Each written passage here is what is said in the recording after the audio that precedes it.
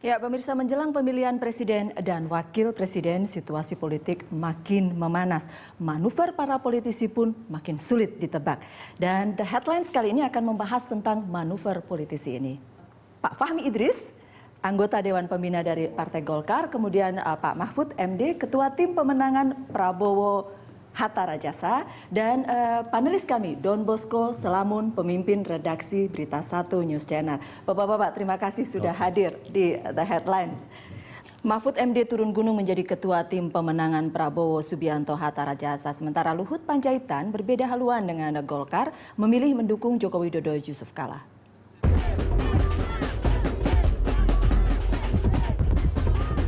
Ada kejutan saat Prabowo Subianto dan Hatta Rajasa mendaftarkan diri ke Komisi Pemilihan Umum KPU beberapa hari lalu.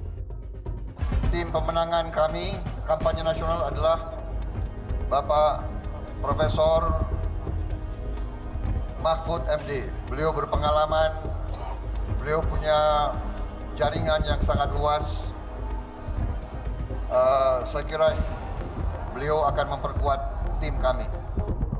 Penunjukan Muhammad Mahfud MD menjadi Ketua Tim Pemenangan Prabowo Hatta mengejutkan karena dia adalah politikus Partai Kebangkitan Bangsa PKB yang pernah disodorkan menjadi cawapres Joko Widodo.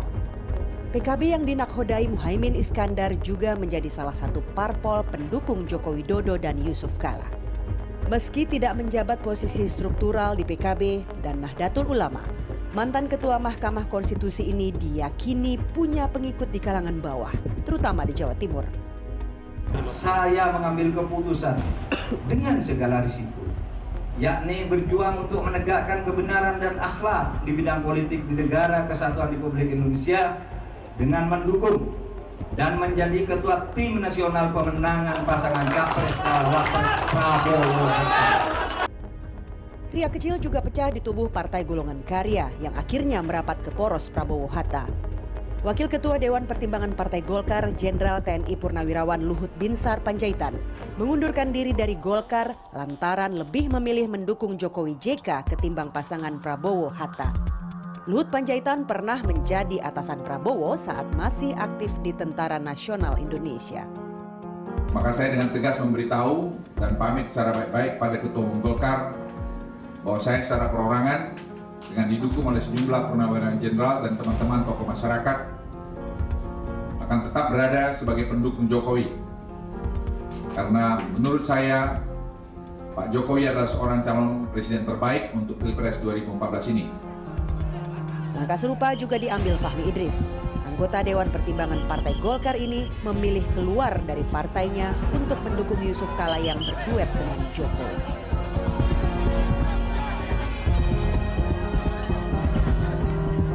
Iya, manuver politik para politisi, Bang Don, dua kubu memang, dan kemudian jadi banyak sekali politisi berpindah. Oke, sebelah sini, saya sebelah sini. Yang mengejutkan sebagai orang media memang mengejutkan, termasuk Prof. Mahfud ini. Kita pikir sebelumnya akan menjadi die hard untuk PKB, mewakili PKB untuk mensukseskan Jokowi JK.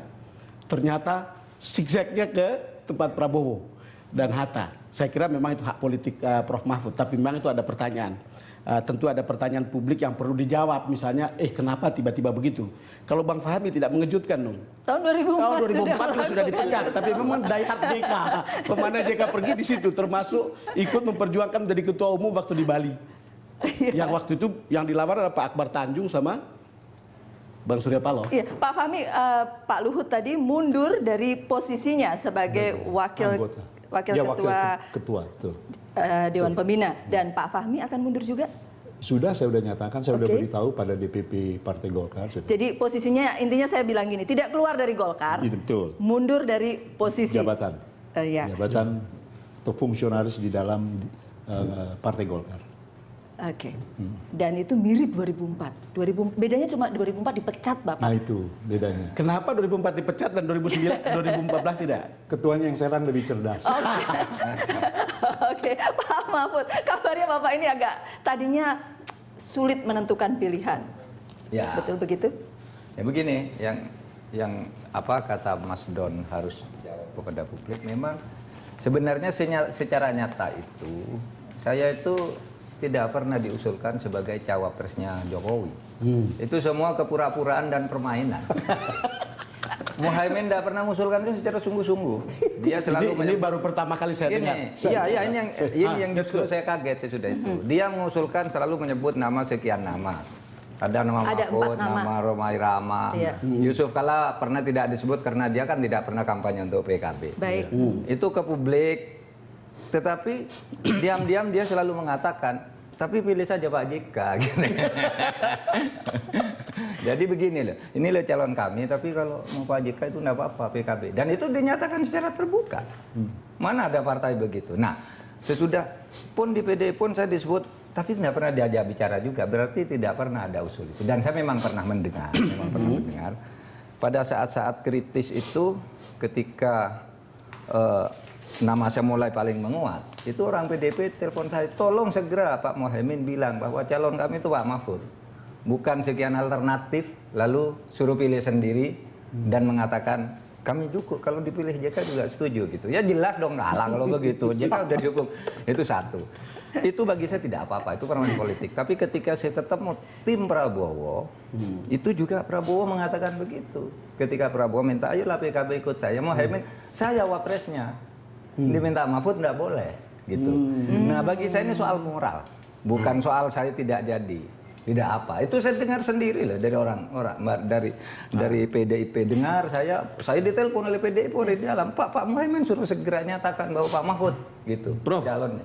Prof bilang ini soal moral, tapi kan politik itu punya ukurannya sendiri-sendiri dan punya caranya sendiri-sendiri, Prof. Jadi memang tidak bisa dipegang secara penuh bahwa moral konten di situ itu besar gitu untuk mempengaruhi keputusan politik gitu. Iya, bagi orang lain, tetapi bagi saya, lalu ketika saya dihubungi oleh Prabowo, saya selalu nilai ini kedua pasangan calon ini mana sih yang paling bagus? Menurut saya ya sama saja lah. Di sana juga ada transaksi, meskipun bilang tidak ada transaksional, sama transaksinya tuh ada, di sana ada. Ini sama aja. Kalau dua-duanya ada transaksi begitu Pak Fahmi. Kalau begitu saya perlu melakukan koreksi kepada partai saya. Caranya saya harus ada di luar kontestasi ini, tidak ikut. Toh siapapun yang terpilih sama, tidak ada yang lebih baik dan yang lebih Prof marah ke PKB atau ke Muhaimin? Ya, menurut saya personifikasi dari PKB itu ya Muhaimin. Muhaimin harus dianggap PKB, gitu aja. Kalau Bang Fahmi? Pak Fahmi tidak punya kemarahan kepada Golkar kan? Oh enggak. Oh, saya tadi waktu menuju kemarin di lantai bawah jumpa Theo bercanda-bercandaan. Walaupun beda posisi ya. Oh, apalagi Theo ini sahabat karib saya. Perlu ada penjelasan Bang Fahmi Mengenai? sekarang Golkar yang sekarang pemimpinnya lebih cerdas dibanding yang 2004 yang seperti Abang bilang tadi itu. Apanya yang membuat begitu? Dalam politik yang paling penting adalah memperbesar posisi teman-teman diperbesar dan memperkecil lawan. Itu politik kalau kita berbicara politik ya. Jadi yang teman ini mesti diperbesar. Begitu. 1000 kawan kurang kalau istilah Konghucu ya. Satu musuh udah kebanyakan, gitu. Nah itu makanya tadi saya bilang ketika kita bicara di luar sama Prof Mahfud juga, ini nanti yang menang itu sebenarnya orang NU sama orang Golkar. Sama orang Golkar. Karena NU itu ada di tempatnya Gerindra, ada di tempatnya Jokowi. Dan JK. Golkar ada di tempatnya Gerindra, ada di tempatnya Jokowi dan JK. Gimana itu, Bro?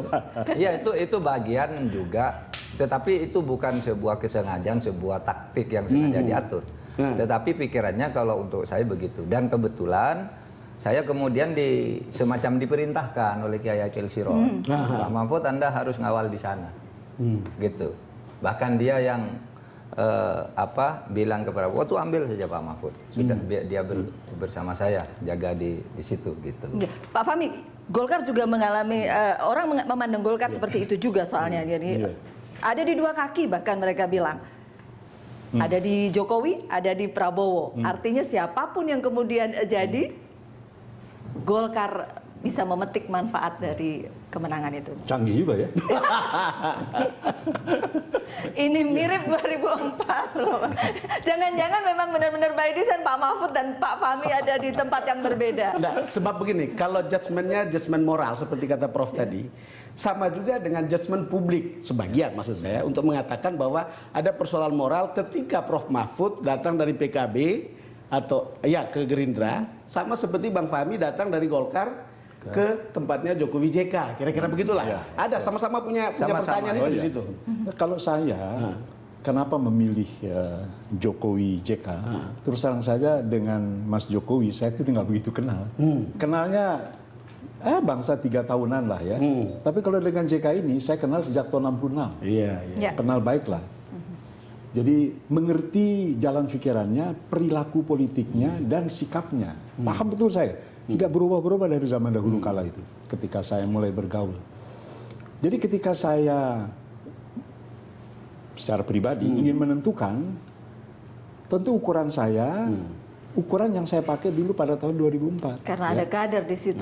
Ya. Ada Golkarnya Ya, begitu. ada Kenapa kader saya Golkar di tidak situ. ikut DPP Golkar? Karena DPP Golkar memilih Ibu Mega Hashim dan Muzadi ya. Pak Kiainya. Pak Kiai, ya. Pak Kiainya Pak Mahfud. Gitu kan? Yang dua-duanya bukan Golkar. Di sebelah sini ada Golkar. Ada Golkar. Ya sudah, saya sih taken for granted aja sudah saya kemari gitu. Tidak usah dikaji kepanjangan begitu.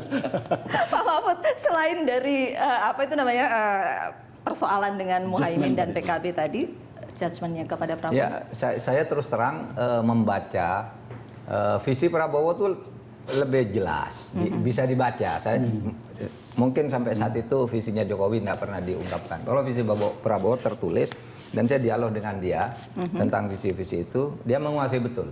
Oke. Bahkan ketika saya mengatakan gimana penegakan hukum, menurut saya penegakan hukum kunci dari semua itu.